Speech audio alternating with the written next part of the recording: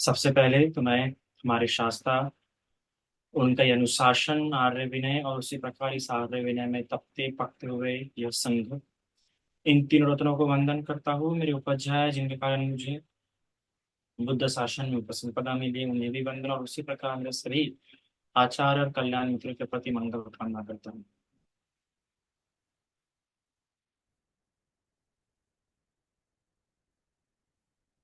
तो आज का जो विषय है वर्षावास, और इस पर ऑलरेडी कई सारे प्रवचन उपलब्ध हैं।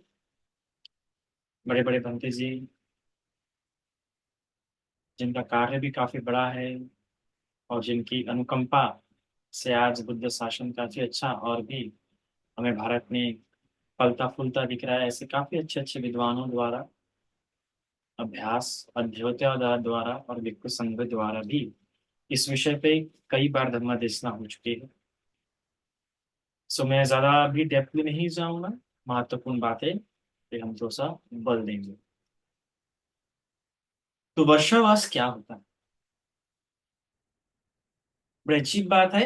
वर्षावास के बारे में अगर बोलूं तो आपको बता दूं कि ये ऐसी चीज है जिसके कारण भिक्षुओं की बड़ी निंदा होने लगी थी। मतलब पहली बार कि भगवान के शिष्यों का कंपैरिजन शाक्य पुत्र शाक्य पुत्रों का जो कंपैरिजन जो तुलना है बाकी के जो भिन्न पंथ के थे उन लोगों के साथ उनकी तुलना होने हो रही थी। आप विचार कर सकते कि लोग बोलते रहे देखो जिनका धर्म अच्छी प्रकार से सुव्याख्यात भी नहीं है, कुव्याख्यात है, वेल डिफाइंड नहीं है, जिसके धर्म को इतने अच्छी प्रकार से बाकी के धर्म जो चीज समझाए नहीं गए हैं, अच्छे से बताए नहीं गए हैं, वो धर्म के लोग, वो धर्म के सन्यासी, वो धर्म के शमन देखो इस कालावधि में इस प्रकार से रहते हैं। और ये शाक्य पुत्र, ये बुद्ध शासन के बौद्ध भिक्षु, ये भिक्षुगण किस प्रकार से आचरण कर रहे हैं इस वर्षावासी कालावधि में, इन वर्षावास के समय में। देखो उन्हें सीखना चाहिए। ऐसी बड़े भिन्न भिन्न प्रकार से निंदा होती है। क्या होता है कि वर्षा वर्षा ऋतु यह बहुत महत्वपूर्ण स्थान रखता है, विशेष रूप से एशियाई खंड में। और एशियाई खंड में भी विशेष रूप से जम्बू द्वीप में एक महत्वपूर्ण स्थान रखता है, जिसे हम भारत भी कह सकते हैं, है ना? भारत में इस वर्षा का कालावधि बड़ा महत्वपूर्ण है। देखा जाएगा तो पूरे विश्व में भारत ऐसा एक देश है जहाँ पे तीनों के तीनों ऋतु हमें देखने के लिए मिलते हैं, बरसात भी, ठंडी भी और धूप काला भी। अगर आप देखेंगे थाईलैंड में, तो थाईलैंड में पूरा साल भर बरसात होती है और साल भर ठंडी होती है और साल भर गर्मी होती है। ऐसा कोई पर्टिकुलर ठिकाना नहीं। हाँ, एक बात है कि बरसात के सीजन में, बरसात के मौसम में थोड़ी ज्यादा बरसात होगी, इस मौसम में ज्यादा बरसात होगी। पर बरसात तो यहाँ पे साल भर रहती है थाईलैंड में। पर भारत एक ऐसा देश है जी कि जहाँ पे तीनों के तीनों ऋतु होते हैं, और भले ही पूरी साल भर बारिश आए ना आए, पर वर्षा काल के ऋतु में बारिश आएंगी आएंगी और ज्यादा भी आएंगी, भरभरा के आएंगी। तो ये कालावधि क्या होता है कि फसल बोने का होता है ना, धान उगने का होता है। कई जगहों पे पौधे उगते हैं, कई प्रजातियों में संक्रमण होता है ना। और भी कई सारे भिन्न भिन्न बातें इस वर्षा काल के ऋतु में होती है। सरल भाषा में कहो तो नया जीवन पोषित होता है इस वर्षा काल के ऋतु में। छोटी से छोटी घास से लेकर बड़े से बड़े पेड़ तक इस वर्षा काल के ऋतु ऋतु में क्या करते हैं, प्रजनन करते हैं। कई सारे प्राणी भी इस कालावधि में प्रजनन करते हैं। तो ये वर्षा काल की जो अवधि होती है, एक नए जीवन के संचार की अवधि होती है, विशेषकर से भारत में। तो क्या होता है कि भगवान के समय से, भगवान ने जब शासन, भगवान का बुद्ध धर्म जब प्रवर्तित हुआ, अस्तित्व में आया, धर्म चक्र प्रवर्तन हुआ, तो उस समय तो भगवान, जो भगवान का पहला उद्देश्य हम देखते हैं कि भगवान ने पहला उपदेश सारनाथ में दिया। सारनाथ में भगवान 3 महीने एक जगह पे ही ठहर के वहां पर उन्होंने वर्षावास किया। तो भगवान तो वर्षावास करते थे कि वर्षा की कालावधि में एक समय पे एक जगह पे रहते थे 3 महीने। पर ये नियमबद्ध नहीं था, लॉ नहीं था, कानून नहीं था, है ना। हर एक को अपने अपने पिता, आपको रहना है तो रह सकते हैं एक समय एक जगह पे, नहीं रहना है तो नहीं रह सकते। और क्योंकि विशेष रूप से चरक भिक्खवे विचारिकम था, तो मोस्ट ऑफ भिक्षु एक समय पे और एक जगह पे ज्यादा देर तक ठहरते नहीं थे, विचरण करते थे, क्योंकि विचरण में ही वो अपना एक कर्तव्य मानते थे। तो मोस्ट ऑफ भिक्षु ऐसे ही भटकते रहेंगे, भिक्षाटन करते करते इस गांव से उस गांव चलते रहेंगे। तो जब वर्षा काल आया, तो वर्षा काल में भी भिक्षु लोग यहाँ से वहां जा रहे थे। तो यहाँ से वहां जा रहे थे, तो उस समय खेती बहुत थे, क्योंकि कृषि प्रधान देश था भारत। तो कई जो भिक्षु खेत के ऊपर जाते थे वगैरह वगैरह, तो जो नई नई घास उगती थी, वो नई नई घास पे ऐसे चल जाने की वजह से वो नई नई घास का भी क्या होता था, नुकसान हो जाता था। और जो प्राणी इस नई नई घास के कारण से, जिनके लिए ये घास भोजन हुआ करती थी, वो घास ही बर्बाद होती थी और उनको भी खाना मिलता नहीं था। और भी कई सारे जो कीटक वगैरह है, जो जो सूक्ष्म जंतु है, वो भी इस कारण से उनकी क्या हानि होती थी। तो ये सब होता था। और ये सब होने के कारण से फिर लोगों में बातें फैली। और यहाँ तक कि बरसात का समय होने के कारण, अब उस समय कुछ डांबर के रोड तो थे नहीं, कीचल के थे। तो कई जगहों पे कीचल होने के कारण कई सारे विश्व के कपड़े खराब हो जाते थे, तो उपासकों को वो भी दिखता था। अन्य संप्रदाय के लोगों को भी वो दिखता था, कैसे कपड़े इनके कैसे इनके कपड़े पूरे गंदे हो गए हैं, मैले हो गए। इसके अलावा क्या होता था कि कई जगहों पे बाढ़ आ जाती थी, पानी बहता था, तो कई सारे विषु डूब जाते थे। कई सारे विषुओं को बहुत चोट लग जाती थी, क्योंकि सड़कें भी ठीक प्रकार से होती नहीं थी। तो गिर जाने के कारण चोटें हो जाती थी, चोटें लगती थी। तो ये सारी बातें लोगों को दिख रही थी, कि लोगों से कोई बात छिपी तो नहीं, तो लोगों को दिख रही थी। तब लोगों ने इस पर बोलना शुरू किया। बोलते बोलते निंदा होनी भी शुरू हुई। और निंदा होते होते फिर छोटी बात पतंगड़ हो ही जाती है। फिर लोगों ने ये तक बोलने दिया कि कैसे शाक्य पुत्र के शमन है, कि अरे इस वर्षा काल के अवधि में पक्षी तक एक वृक्ष पे घोंसला बना के रहते हैं, वास करते हैं। अरे जैन संप्रदाय और अलग भिन्न संप्रदाय जो उस समय मौजूद थे, मकीली गोसाल वगैरह के, वो तो भी इस वर्षा काल की कालावधि में एक जगह पे ठहरे तो वहीं पे वास करते, भटकते नहीं। और ये लोग भटक रहे हैं, नए प्राणियों का नुकसान कर रहे हैं, घास का नुकसान कर रहे हैं, कितनी हानि कर रहे हैं। इस प्रकार से भिन्न भिन्न प्रकार से लोगों ने निंदा करना शुरू की।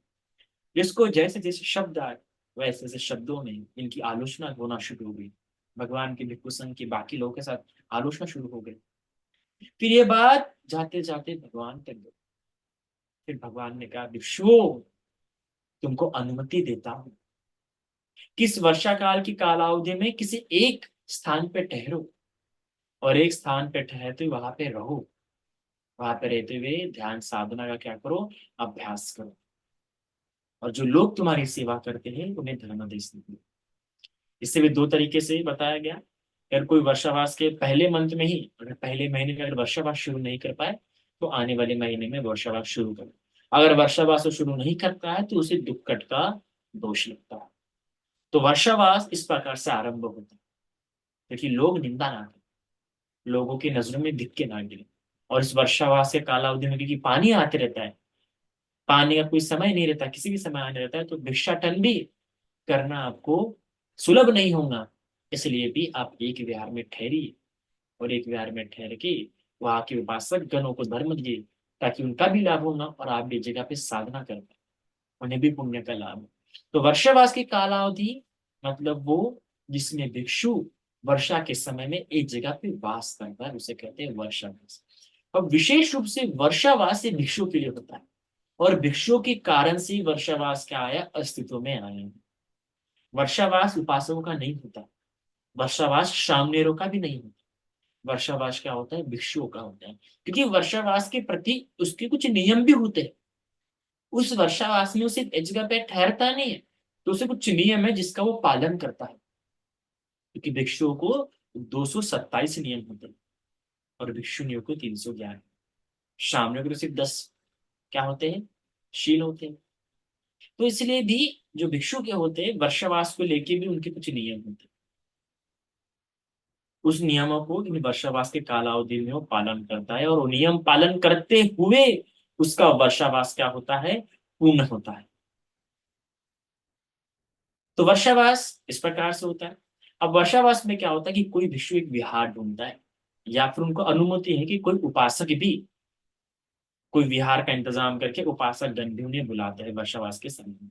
तो वर्षावास के लिए जब वो आमंत्रित करते हैं भिक्षु को, और जो भिक्षु उनके विहार में उनके परिसर में आता है, तो उसे कैसे आमंत्रित करते हैं कि हाथ में एक वसी का साठी का लेते हैं वो। हाथ में एक वसी का साठी का लेते हैं। वसी का साठी का मतलब अंतर्वास समान होता है, पर पूर्ण रूप से अंतर्वास के लिए अंतर्वास के अंदर पहनते हैं। बरसात के समय एक्स्ट्रा एक्स्ट्रा कपड़ा होता है कि अगर भीग जाए तो वो पहन सके। तो अंतर्वास एक वसी का साठी का हाथ में पकड़ के ऐसे ऐसे हाथ में पकड़ के वो लोग भंते से याचना करते हैं, वसिका सर्टिफिकेट देते हैं। और ये देना एक प्रकार के संकेत है कि भंते, कृपया करके आप यह वर्षवासी कालावधि में हमारे विहार में ठहरिए, और हम आपकी पूरी सेवा करने की जिम्मेदारी उठाते हैं। तो वसिका सर्टिफिकेट देना मतलब एक सिंबल है और एक कर्तव्य है। एक बौद्ध उपासक होने के नाते वर्षावास शुरू होने के पहले आपने कम से कम, अगर चीवर वगैरह नहीं जमता है आपसे, तो कम से कम एक वसी का साठी का तो भी क्या करें, दान करें। ये कर्तव्य। आप भी देखिए, जब मैं नागपुर में था तो हमारे गुरु की जो उपासिका थी, मेरा पहली बार था, मैं सामने था, मेरा वर्षावास तो नहीं था, पर मैंने देखा कि हमारे जो गुरु की जो सबसे अच्छी उपासिका थी, वो उपासिका ने वर्षावास शुरू होने के पहले, कुछ दिनों पहले, अपने घर में कुछ सामान ला के रखा, और उस दिन पूर्णिमा के दिन उन्होंने क्या किया, बंते को छतरी, चप्पल, अंतरवास, ये सब दिया। अर्थात इस वर्षा के समय में जो जो चीजों की आवश्यकता पड़ती है, वो सब चीजें उन्हें दी। तब मुझे बड़ा आश्चर्य हुआ, मैंने कहा वाह, कितना मतलब कितना समझ है, कितनी सजगता है इस उपासिका में।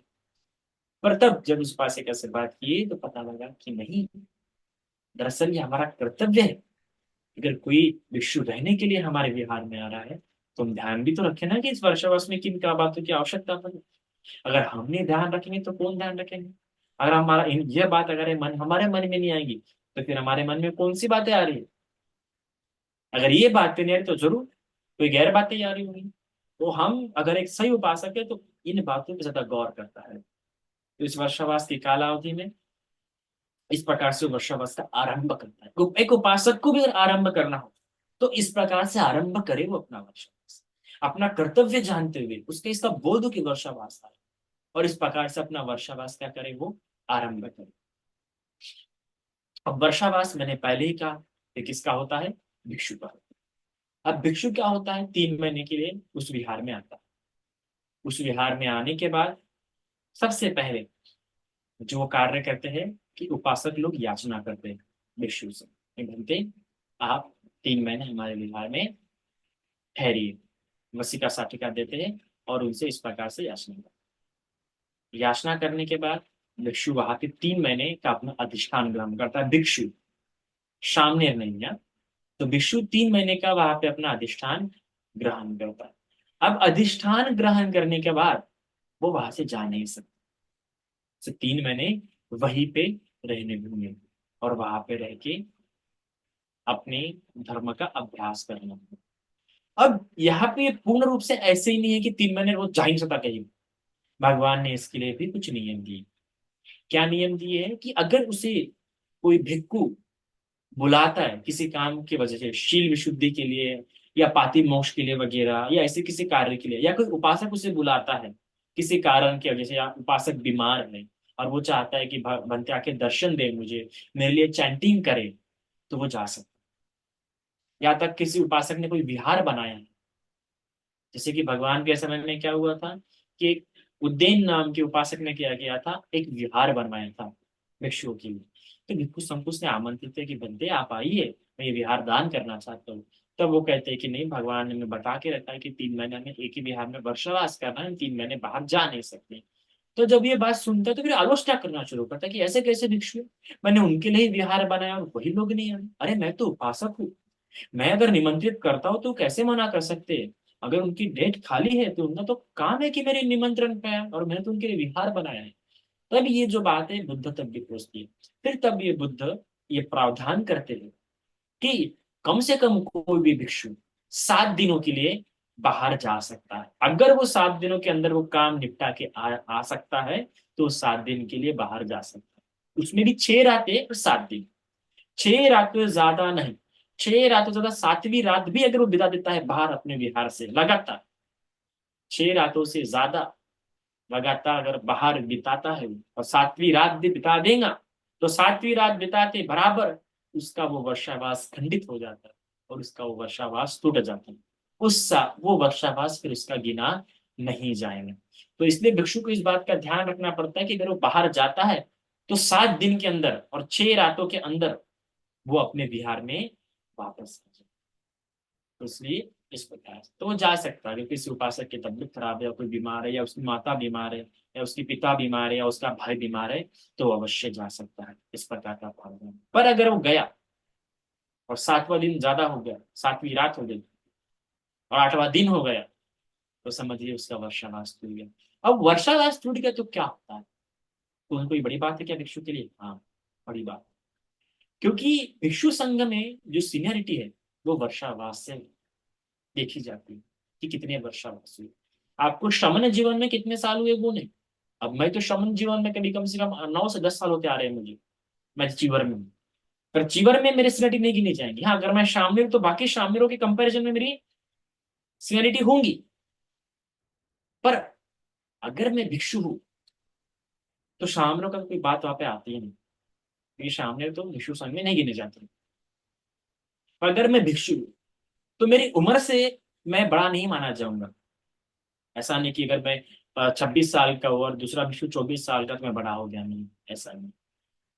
मेरे भिक्षु जीवन में कितने वर्षावास हुए, यानी भिक्षु होने के बाद मेरे कितने वर्षावास हो गए, कितने मैंने वर्षावास किए, वर्षा में एक विहार में वास किए, जितने किए उसके आधार पर मेरी सीनियरिटी होगी। अगर मैं 25 साल का हूँ और मैंने अब तक के 2 वर्षावास, मतलब उपसंपदा होने के बाद ही वर्षावास होते हैं, भिक्षु बनने के बाद ही वर्षावास होते हैं। और वर्षावास तभी होंगे जब उस वर्षा की कालावधि में वो 3 महीने में एक विहार में ठहरता है तो। पर एक विहार में ठहरता है उसमें भी 7-8 दिन वो बाहर रहा है और उसके बाद भी वो रहता है तो उसका वर्षावास गिना नहीं जाएगा। तो इस प्रकार से पूरे नियमों से युक्त होके अगर उसका वर्षावास होते हैं, जितने वर्षावास होंगे उतनी उसकी सीनियरिटी होंगी। तो मैं 25 साल का हूँ और मेरे अगर 2 वर्षावास हो गए होंगे और कोई 60 साल का होगा और उसका सिर्फ एक ही वर्षावास होगा, तो मैं सीनियर माना जाऊंगा। उस 60 साल के भिक्षु को मुझे बंधन करना। या फिर मैं 25 साल को या कोई दूसरा 21-22 साल का है और उसके 2 वर्षावास है और मेरे एक वर्षावास है, तो मुझे उन्हें वंदन करना पड़ेगा। वो मेरे लिए बड़े उम्र में भले ही मुझसे छोटे होंगे, पर मुझे उन्हें बड़ों का ही सम्मान देना पड़ेगा। मैं उन्हें तू करके नहीं बुला सकता, मैं उन्हें नाम लेके नहीं बुला सकता। वो मुझे मेरे वो बड़े हैं ना वर्षा में, भले ही उम्र में मैं बड़ा हूंगा, उम्र में मैं बड़ा हूंगा और उम्र में छोटे, पर वर्षावास से बड़े होने के कारण मुझे नाम से ही बुला सकते हो। नहीं तो आगुसो कह सकते, आगुसो मतलब छोटा, है ना। तो पर मैं उन्हें नाम से नहीं बुला सकता अगर मेरे वर्षावास उनके वर्षावास से कम है तो। इसलिए वर्षावास भिक्षुओं की आयु में और सीनियरिटी में बहुत महत्वपूर्ण स्थान रखता है। इससे उनकी सीनियरिटी इंक्रीज होते जाती है। और वर्षावास ज्यादा हुए मतलब तबा तपा ज्यादा है। अगर मैं कितने वर्ष का हो गया तो कितने वर्ष का हो गया, ये इसी से निकला है, बौद्ध परंपरा से, बौद्ध दर्शन से। तो इसलिए वर्षावास महत्वपूर्ण स्थान है। मतलब इस बार तो मेरा दूसरा वर्षावास है। तो मैंने काफी लेट उपसंपदा लिया, वैसे तो 21 साल की उम्र में ले लेते हैं, पर क्योंकि भगवान की जब विनय पड़ा था तो बड़ा डर लगा था, बहुत डर लगा था। कितने नियम रहते हैं, कितने नियमों का पालन करना पड़ता है। तो मैंने तो पिछली बार जब बौद्ध गया तो उपसंपदा लिया ही नहीं, क्योंकि जैसे जैसे दिन करीब आ रहे थे उपसंपदा के वैसे से डर रहा था इंसान, दोष होगा तो कितना पाप लगेगा, कितना ये हो जाएंगे, नरक में जाना पड़ेगा, तो लेता ही नहीं था उपसंपदा। तो 4 साल लेट लिए मैंने उपसंपदा, वरना आज मेरे 5 बरस हो जाते, मुझे 5 वर्षवास हो जाते, पर लेट लिया क्योंकि भगवान का शासन, भगवान का विनय इतना सुंदर है, लगता है कि वैसे पालन करना चाहिए। तो वर्षावास से सीनियरिटी तय होती है, बल्कि उम्र से नहीं, आप कितने वर्षावास हुए उससे तय होता है। तो इसलिए वर्षावास बहुत महत्वपूर्ण स्थान है। अब वर्षावास अक्षर आषाढ़ पूर्णिमा से शुरू होता है, पर कुछ कुछ किसी कारण की वजह से अगर किनको विहार नहीं मिलता है, किसी काम में व्यस्त थे, तो आषाढ़ पूर्णिमा की बात की जो पूर्णिमा थी उस पूर्णिमा से भी वो लोग क्या कर सकते हैं, वर्षावास शुरू कर सकते हैं।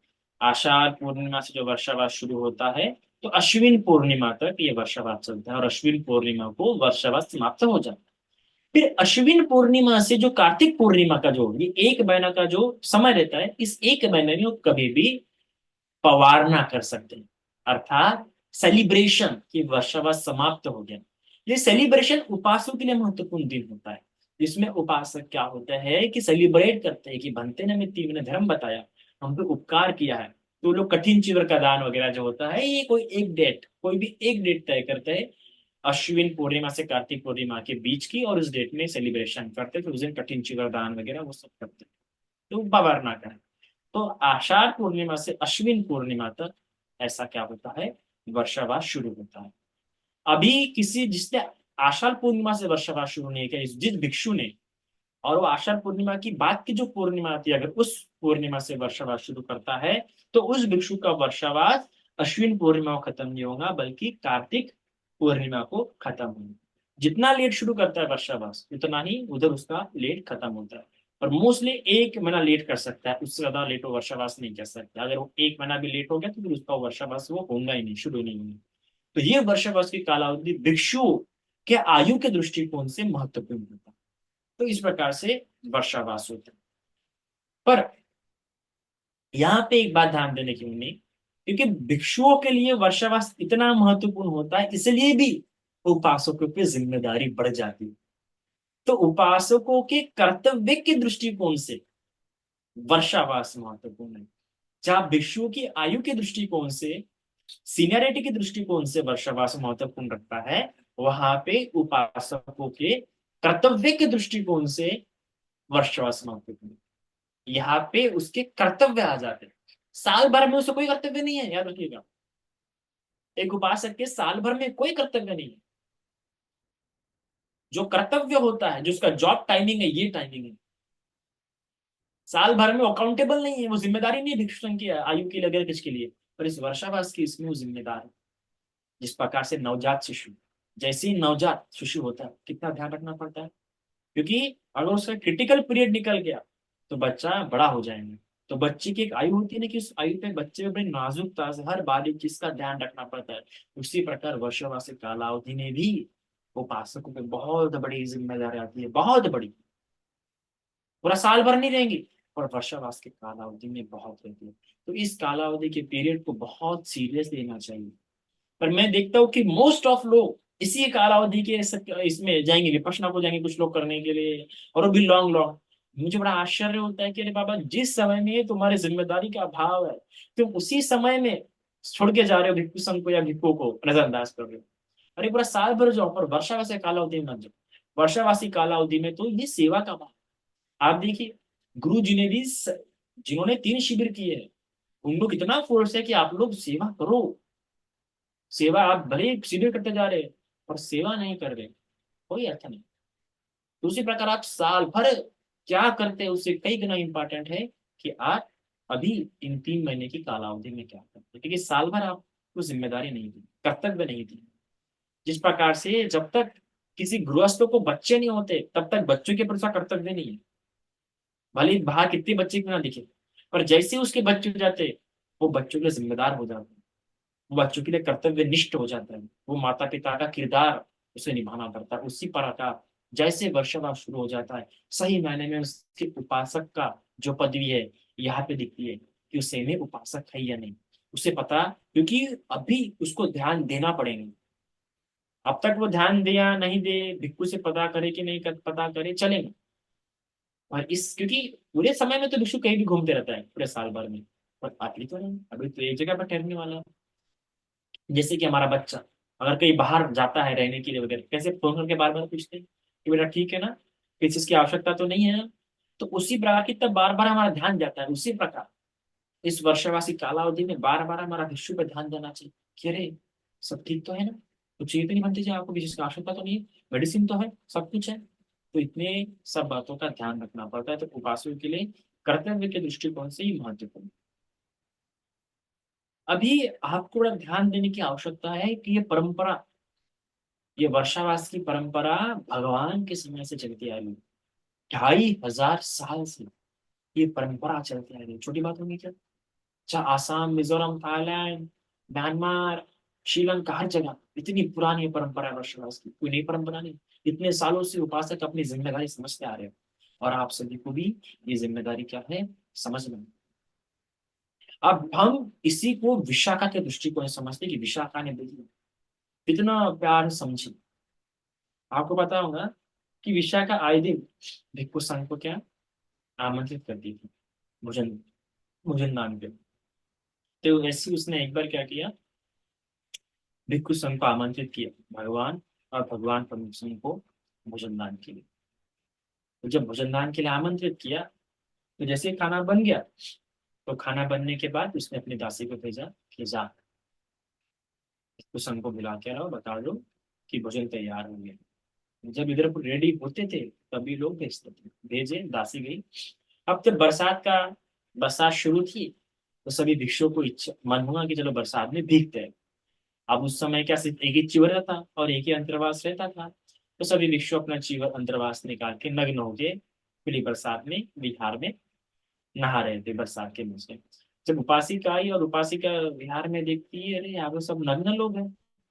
तो नग्न लोग देख के वापस जाती है विशाखा के पास, और विशाखा को कहती है कि वहां पे तो कोई भिक्षु नहीं था, वहां पे तो जैन साधु, क्योंकि जैन लोग नग्न रहते हैं ना तीर्थंकर, तो जैन साधु दिखे मुझे बरसात में नग्न।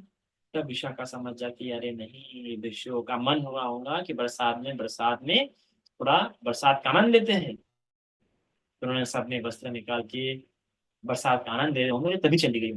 तब उसके मन में ये बात आती है, और देखिए उसका यूनिसो मनसिकार, उसका विचार करने का तरीका देखिए। तब कुछ नहीं बोलते, फिर भगवान को बोले तू फिर से जा और अभी देख क्या, ये बरसात चली गई रहती है तो सभी भिक्षु लोग अपने वस्त्र पहन लेते हैं। तब देखते कि हाँ भिक्षु है, तब भिक्षु को हम लेके आते हैं। और भिक्षुओं को लेके आने के बाद भगवान बैठते हैं, भगवान मिलते बैठ के भिक्षु संघ पूरा बैठ जाता है, और बैठने के बाद भिक्षु संघ को जब भोजन दे देती है, और भगवान का जब भोजन खा के हो जाता है, भोजन होने के बाद विशाखा एक और बैठती है, और एक और बैठ के कहती है, भगवान मैं आपसे वर चाहती हूँ, भगवान मैं आपसे वर चाहती हूँ। पर भगवान कितनी प्यारी बात कहते हैं कि विशाखा तथागत बिना जाने वर नहीं मिलते। तथागत ऐसा नहीं कि तुम बोलो कि मांगो जो मांगना तथा दे देंगे, ऐसा नहीं। तथागत तथागत तथ्य पे देखते हैं, तथ्यों पे उनका हमेशा ध्यान रहता है, ब्लैंक चेक कभी किसी को नहीं देंगे। तो कहते तथागत बिना जाने कभी वर नहीं लेते, पहले बताओ कि क्या है तुम्हारे वर। तब वो 8 प्रकार के वर मांगे। देखिए इन 8 वर्गों में आपका कर्तव्य पता लगता है, कर्तव्य कि क्या कर्तव्य। क्योंकि विशाखा को हम क्यों दिख रहे हैं आप, वहां भी तो कई सारे श्रेष्ठ उपासिका थे, उपासक थे, उनको क्यों नहीं देख रहे हैं, विशाखा को क्यों देख रहे हैं। तो विशाखा को इसलिए देख रहे हैं हम, क्योंकि विशाखा को भिक्षुओं की माता माना जाता है, भिक्षुओं की माँ। और माँ किस प्रकार से ध्यान रखती है वो सीखना है, कितना अच्छा ध्यान रखती होंगी तभी तो उसे माँ कहा गया है ना। तो किस प्रकार से ध्यान रखती है भिक्षुओं का, उसलिए हमने विशाखा को पढ़ना चाहिए। और लोगों ने विशाखा से अलग बातें ही सीखी, टोच टोच के बोलना, बाकी कुछ सीखना सीखे पर विशाखा से ये सीखे, पर ये नहीं सीखा। हमें विशाखा को लेके ये आश्चर्य उत्पन्न होना चाहिए था कि विशाखा क्यों मेघार माता कहते, क्यों विशाखा को भिक्षुओं की माँ कहते हैं, क्या उसमें गुण थे, क्या स्वभाव थी, क्या बातें थी, वो जानना चाहिए। तो विशाखा ने भगवान से 8 वर मांगे थे। तो देखिए वो 8 वर क्या। सबसे पहला, कहते ही भगवान नग्न रहना घृणित है, धर्म विरुद्ध है। वर्षा स्नान में भिक्षुओं को नग्न स्नान करना पड़ता है, अंत में उन्हें जीवन पर्यंत वशिका साटिका देना चाहती हूँ। सबसे पहला कि जब तक मैं हूं तब तक मैं भिक्षु को वशिका साटिका दे सकूं, इसकी मुझे अनुमति दीजिए, और भिक्षु भी मेरी तरफ से ग्रहण कर सके। अनुमति इसलिए मांग रही है कि जब भी मैं किसी भिक्षु को वशिका साटिका दूं तो उसे स्वीकार करे। तो इससे क्या हो गया, अलाव हो गया सभी लोग। विशाख के कारण आप सभी उपासिका है, उपासक है जो विश्व को आज वशिका साठी का दान दे पाएंगे, वरना पहले अलाव नहीं था। तो उसने वर मांगी कि मैं भिक्षु संघ को वशिका साठी का दान कर सकूं, इसकी मुझे अनुमति दी गई। विशाखा को अनुमति मिल गई, मतलब भिक्षु लोग भी क्या कर सकते हैं, स्वीकार कर सकते हैं। दूसरी, नवागत भिक्षु गली व मार्ग से अपरिचित हो थके मंदे पिंडचार करते हैं, वह मेरा भोजन ग्रहण कर पिंडचार कर सके। कई सारे ऐसे भिक्षु होते हैं जिन्हें मार्ग पता नहीं होता, रास्ता पता नहीं होता, तो बेचारे कहीं भी क्या होते रहते हैं, भटकते रहते हैं, बंदे कहीं भटकते रहते हैं। मुझे अनुमति दीजिए कि मैं जाके उन्हें भोजन दे सकूं। कई बार होता है ना, किसी भिक्षु को पहले था ना किसी पिंड पात करके ही खाए, पर कई बार होता है कि लोग भटकते रहते हैं भिक्षु वगैरह, तो कई बार समय हो जाता है, विलंब हो जाता है, या कई बार भिक्षु विहार में होता है, तो मैं जाके उन्हें दे सकूं, या मैं मेरा घर उनके लिए हमेशा खुला रहे कि मेरे घर में बिन कभी भी आ सकते हैं और खा सकते हैं। मतलब वही 12 के पहले। इसके अलावा यात्रा पर जाने वाले भिक्षु अपने भोजन की तलाश में तथागत का साथ छोड़ देते हैं।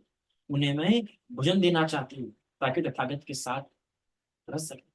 कई बार किसी किसी भिक्षुओं को भोजन या यात्रा में जाना होता है, तो तथागत को छोड़ के कई सारी बातों को अधूरा छोड़ के उन्हें पहले पिंडपात को जाना पड़ता है, कि पहले पिंडपात कर लेते हो, भोजन साथ में रखना पड़ेगा वरना यात्रा में समस्या आएंगी।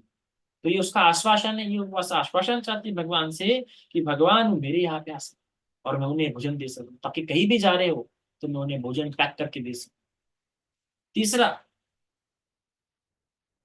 रोगी भिक्षु को सुचारू ढंग से भोजन न मिलने पर रोग में वृद्धि होती है, मृत्यु को प्राप्त हो जाता है, मैं उन्हें भोजन दे सकूं। बनते कई सारे रोगी भिक्षु होते हैं, रोग से पीड़ित होते हैं, तो ऐसा नहीं कि पिंडपात के लिए घूमे, या फिर कहीं उन्हें भोजन में विलम्ब हो जाता है तो मैं उन्हें भोजन दे सकूं। अगर मुझे कोई भिक्षु दिखे तो तुरंत मैं जाके उन्हें दे सकूं। उसमें कोई ऐसा नहीं, क्योंकि पिंडपात के सारे नियम होते हैं ना, इसलिए ऐसा बोलते हैं कि मैं दे सकूं। जैसे कि पहले आमंत्रण देना आवश्यक है, अगर किसी को भोजन स्वीकार करना है तो पहले उसने आमंत्रण देना चाहिए, तब जाके उसका भोजन स्वीकार कर सकते हैं, या पिंडपात में। पर अगर कोई रोगी दिखे तो ये सारी बातें ना हो कि वो उसका उसने अनुमति नहीं चाहिए मैंने उसके पास से, या मैंने उसे पहले आमंत्रित करना चाहिए। तो जैसे ही दिखे कि वो रोगी है, तो ऐसा नहीं कि मेरे घर से वो बार बार नहीं खा सकता या नहीं, जब भी मुझे रोगी दिखेगा तब तक मैं उसकी सेवा कर सकूं, मेरे घर से उसे भोजन जा सके। कई बार पहले ऐसा होता था ना कि एक घर तक 2 या 3 बार लगातार भोजन नहीं लेंगे वगैरह, पर विशाखा ने बोले नहीं, अगर कोई विष्णु रोगी होगा तो मैं उसे भोजन जाके दे सकूं, ये उसका व्रत। फिर रोगी भिक्षु के लिए औषधि की व्यवस्था करना चाहती हूँ, मैं रोगी भिक्षु को औषधि दे सकूं। कई बार होता है ना कि हम लोग अगर बिहार में औषधि होंगे तो ही खा पाएंगे, पर ऐसा नहीं। उसका कहने का मतलब ये कोई भी उपासक मुझे बोल सके हक से कि ये औषधि नहीं है और मैं जाके उसे दे सकूं, या वो औषधि मेरे द्वारा वो स्वीकार करें। इसके अलावा मैं जीवन भर संघ को निरंतर खिचड़ी देना चाहती हूँ, अर्थात कि मेरे घर में हमेशा भिक्षु संघ आते रहे, हमेशा। उन्हें आप इस प्रकार से अनुमति दीजिए। और आठवां, अचिरवती नदी में भिक्षुनिया और वैश्याओं के साथ नग्न स्नान करती है।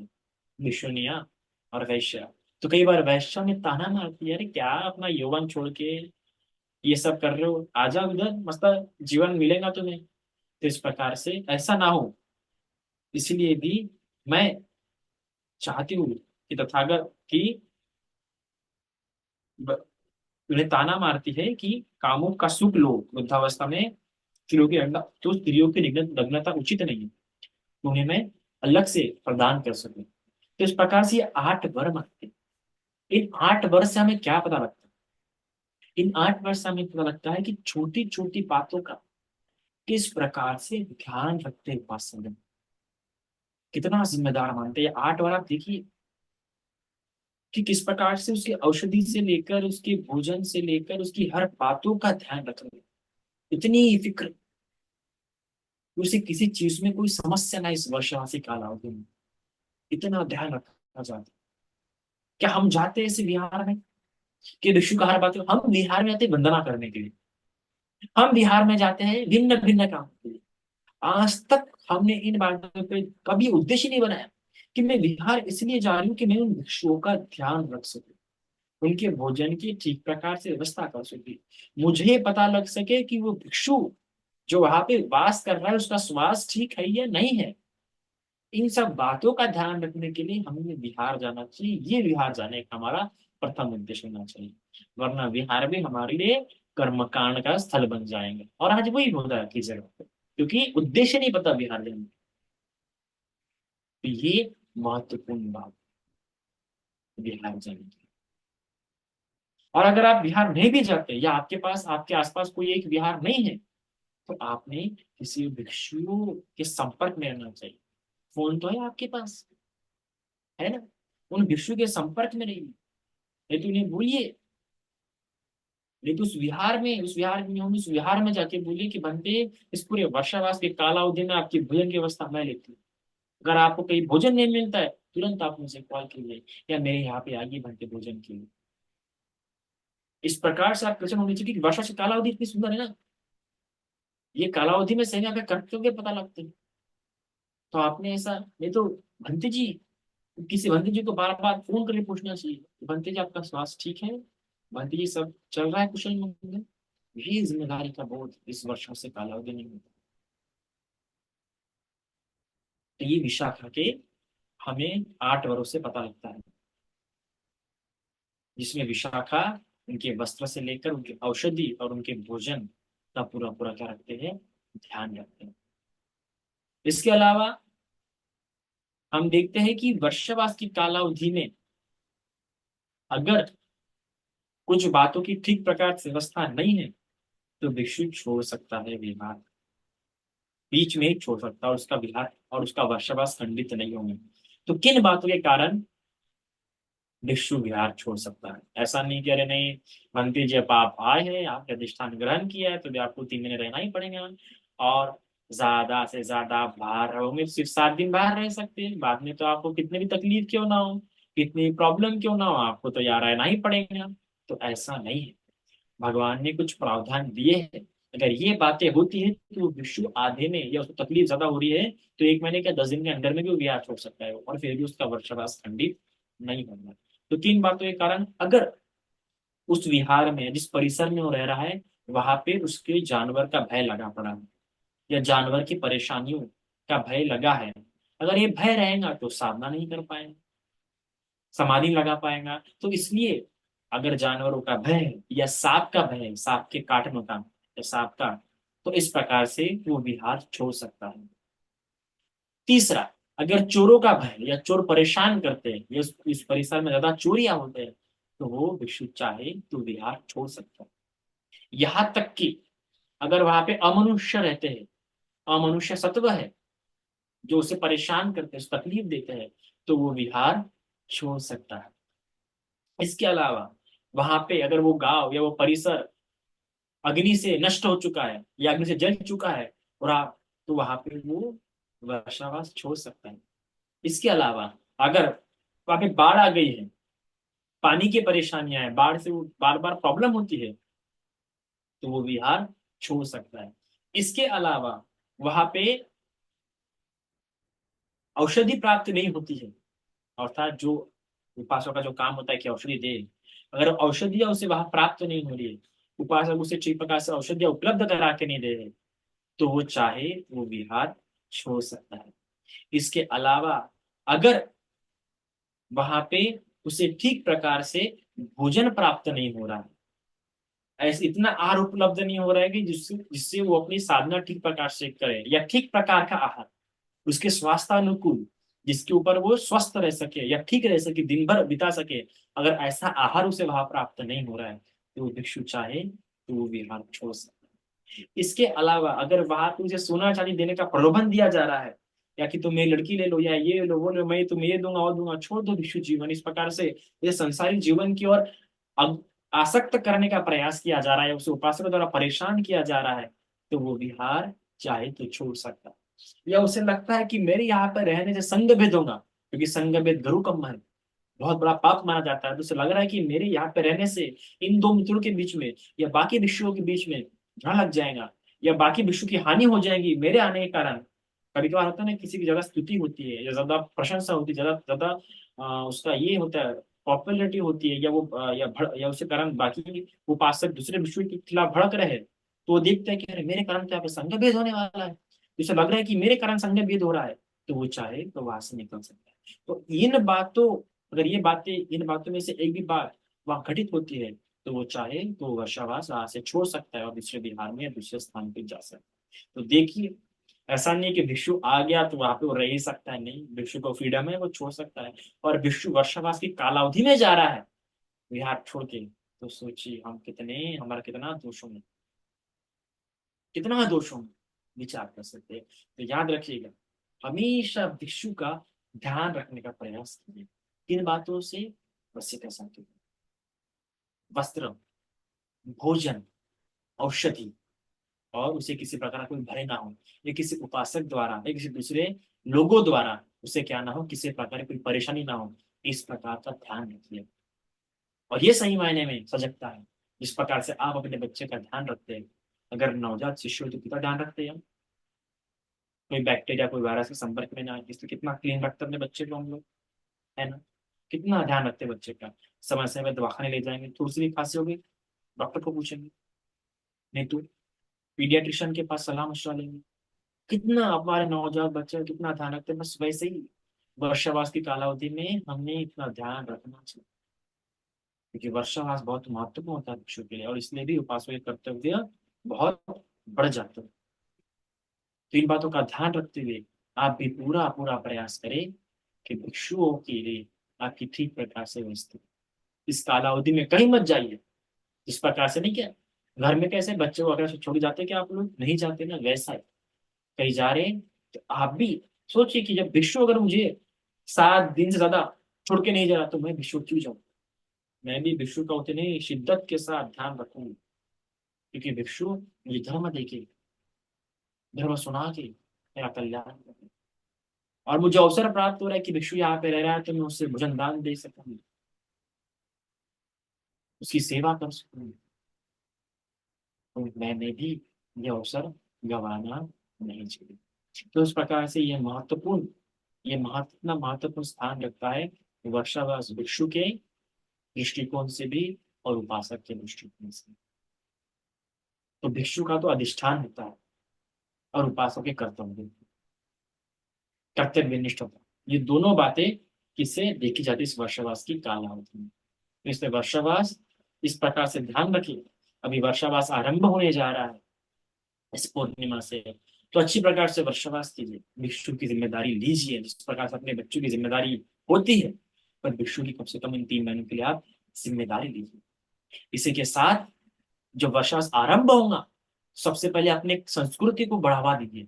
संस्कृति को मतलब क्या? कर्तव्य को, कि अगर पास में कोई विहार हो तो जाके, अगर उस विहार में जाते हैं तो जाइए, बसिका साठी का, बसिका साठी का दान दीजिए भिक्षु को, या चप्पल, अगर बसिका साठी का नहीं मिली तो चप्पल, नहीं तो छतरी, जो जमे जाके दो, है ना।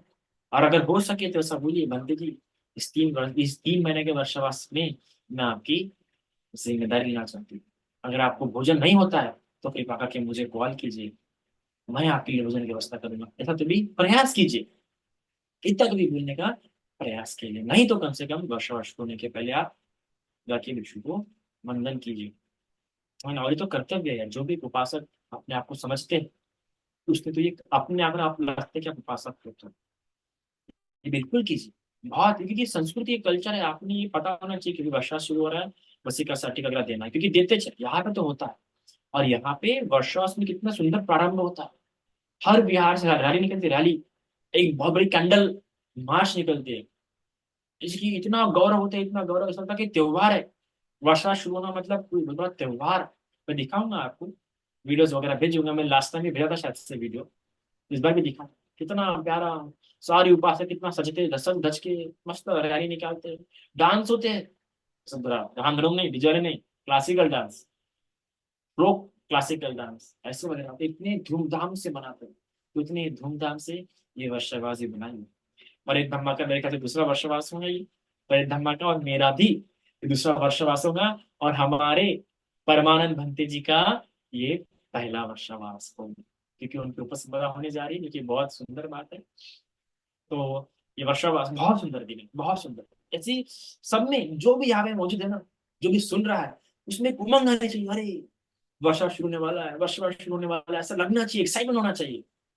वो एक्साइटमेंट डेवलप करो, अगर नहीं आ रहा तो समझ जाओ कोई ना कोई धर्म समझने में मेरे में कम हो रही है, या वर्षावास को वो महत्व में समझ नहीं पाया, इसलिए मेरे में एक्साइटमेंट नहीं आ रही। वो दिन बहुत श्रेष्ठ दिन है, बहुत सुंदर दिन है वो, जिस दिन से वर्षा शुरू होने वाला है, 21 या 20 ना, तो उस दिन एकदम एक्साइटमेंट होनी चाहिए आप सभी लोगों के मन में। उस दिन, स्पेशली उस दिन, बाकी पूरे दिन में रहना रहे, और उस दिन तो नहीं चाहिए कि बाबा वर्षावास प्रारंभ हो रहा है, वर्षावास प्रारंभ हो रहा है। इस प्रकार से करो। हमारे बिहार में भी होने वाला है। हम लोग यहाँ पे वसिका साठी का दान करने वाले हैं, तो कुछ इंडियन उपासकों द्वारा यहाँ पे हो रहा है वसिका साठी का दान। अगर जो कोई इसमें योगदान करना चाहता है वो योगदान कर सकता है, पर आप सभी कीजिए, कहीं ना कहीं तो कीजिए। और दूसरी बात, हमारे परमानंद वंश की उपसंपदा हो रही है, वो भी बहुत महत्वपूर्ण है। उनके लिए बहुत बहुत साधुवाद। और बड़ा सुंदर, बहुत बहुत ही बड़ी बात है मेरे, मैं जिस प्रकार यहाँ देखता हूँ थाईलैंड में, और जब मैं नागपुर में नहीं था, तो इसे हम उस प्रकार से सेलिब्रेट करते थे। तो इसे उस प्रकार से मनाइए इस वर्षावास पे। बहुत सुंदर काला अवधि है। पुण्य कीजिए, धर्म श्रवण कीजिए, और संकल्प कीजिएगा। कर्तव्य वाले संकल्प कीजिएगा, ज्ञान वाला नहीं। कर्तव्य कि मैं ये कर्तव्य इस वर्षावास में निभाऊंगी, क्योंकि कर्तव्य दक्षता का समय है। और सुनिए, धर्म सुनिए अच्छी प्रकार से। वर्षावास में जितना ज्यादा सुनने के लिए मिले, जितना ज्यादा सुनने के लिए मिले, वो सुनिए। और अष्टमी, अमावस्या, पूर्णिमा की उपसत कीजिए। इस प्रकार से अपना वर्षावास निभाइए, तो बहुत अच्छा होगा। इतना इसके लिए काफी है। सारा